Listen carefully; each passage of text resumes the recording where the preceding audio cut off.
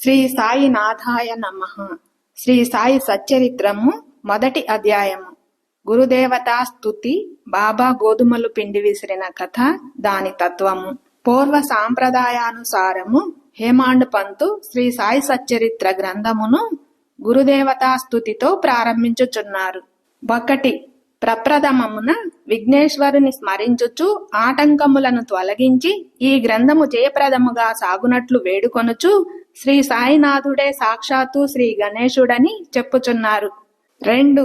పిమ్మట శ్రీ సరస్వతీదేవిని స్మరించి ఆమె తనని ఈ గ్రంథ రచనకు పురికొల్పినందులకు నమస్కరించుచు శ్రీ సాయియే సరస్వతీ స్వరూపులై తమ కథను తామే గానము చేయుచున్నారనియూ చెప్పుచున్నారు. 3. తదుపరి సృష్టి స్థితి లయకారకులకు బ్రహ్మ విష్ణు మహేశ్వరులను ప్రార్థించి శ్రీ సాయియే త్రిమూర్త్యాత్మక స్వరూపులనియు సమర్థ సద్గురువులనియు వారు మనలను సంసారమను నదిని దాటించగలరనియూ చెప్పుచున్నారు. 4. తరువాత తమ గృహదేవత యగు నారాయణ ఆదినాథునకు నమస్కరించి వారు కొంకణ దేశంలో వెలసిరనియు ఆ భూమి పరశురాముడు సముద్రము నుండి సంపాదించిరనియూ చెప్పుచు వారి వంశ మూలపురుషుని స్తోత్రము చేసిరి. 5. అటు పిమ్మట వారి గోత్ర ఋషియగు భరద్వాజ మునిని స్మరించెను.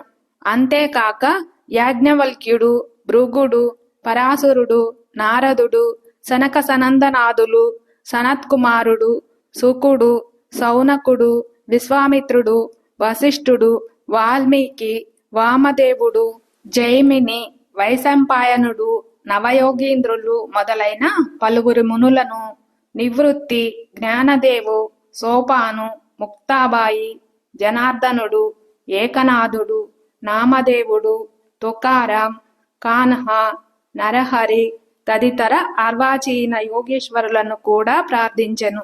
6.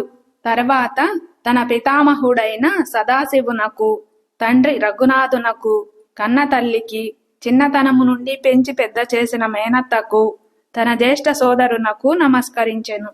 7.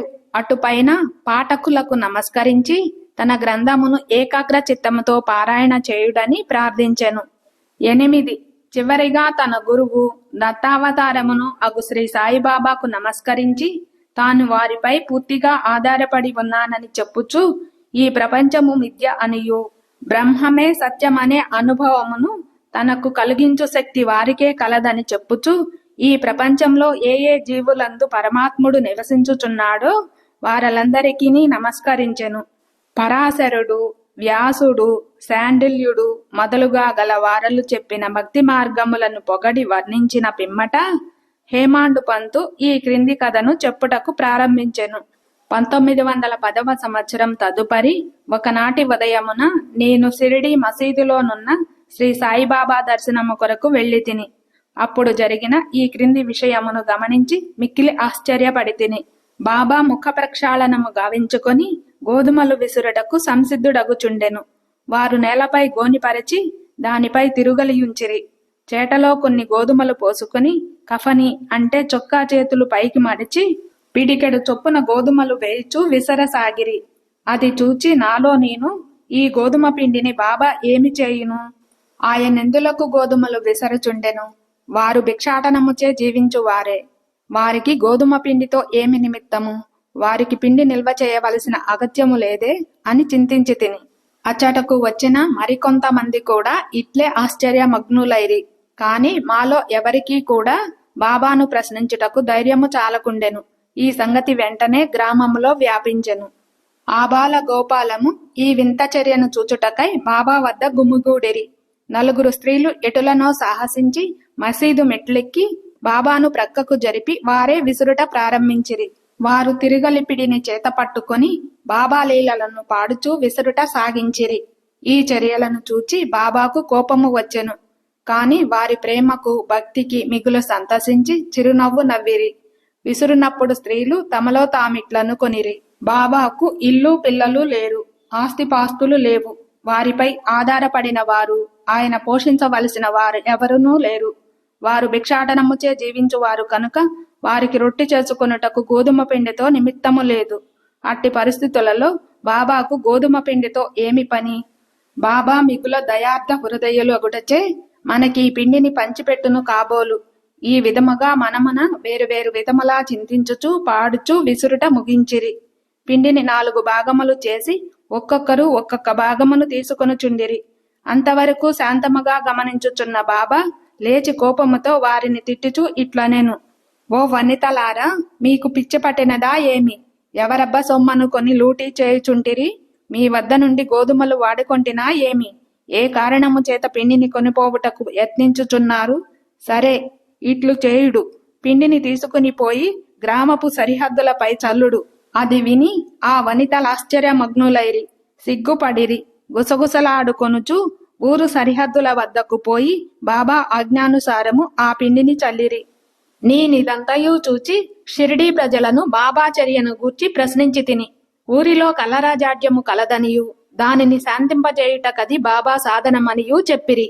అప్పుడు వారు విసిరినవి గోధుమలు కావనియు వారు కలరాజాడ్యమును విసిరి ఊరికవతల ప్రారద్రోలిరనియూ చెప్పిరి. అప్పటి నుండి కలరా తగ్గెను. గ్రామములోని ప్రజలందరూ ఆనందించిరి. ఇదంతయు వినిన నాకు మిక్కిలి సంతసము కలిగెను. దీని గూఢార్థమును తెలుసుకుని కుతూహలము కలిగెను. గోధుమ పిండికి కలరాజాడ్యమునకు సంబంధమేమి? ఈ రెండింటికి కల కార్యకారణ సంబంధమేమి? ఒకటి ఇంకొక దాని నెట్లు శాంతింపజేసెను. ఇదంతయు అగోచరముగా తోచెను. అందుచే నేను తప్పక ఈ విషయమును గూర్చి వ్రాసి బాబా లీలలను మనసారా పాడుకొనవలెనని నిశ్చయించుకొంటిని. ఈ లీలలను చూచి ఇట్లు భావించుకొని హృదయానందపూరితుడని తిని. ఈ ప్రకారముగా బాబా సచ్చరిత్రను వ్రాయుటకు ప్రేరేపింపబడి తిని. అట్లే బాబా కృపా కటాక్షములచే ఆశీర్వాదములచే గ్రంథము నిర్విఘ్నముగాను జయప్రదముగాను పూర్తి అయినది. తిరగలి విసరుట దాని వేదాంత తత్వము. తిరగలి విసరుటను గూర్చి షిరిడీ ప్రజలు అనుకును రీతియే కాక దానిలో వేదాంత భావము కూడా కలదు. సాయిబాబా షిరిడీ యందు సుమారు 60 ఏండ్లు నివసించెను. ఈ కాలమంతయు వారు తిరగలి విసరుచునే యుండిరి.